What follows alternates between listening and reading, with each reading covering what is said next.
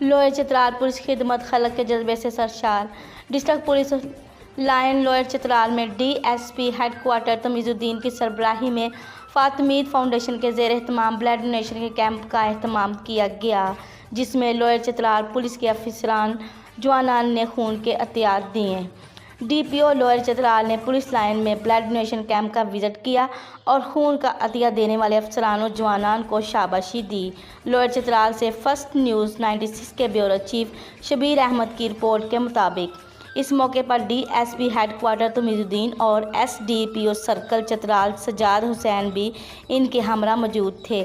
D P O lower Chitral Iftikhar Shah نے کہا کہ مریضوں کے لیے خون کا عطیہ دے کر ان کی جان بچانا ہمارا اخلاقی اور مذہبی فریضہ ہے اور لوئر چترال پولیس کے افسران جوانان دوسروں کے احساس اور خدمت خلق کے جذبے سے سرشار ہیں اور لوئر چترال ہمیشہ فلاحی کاموں میں بڑھ چڑھ کر حصہ لیتی ہے۔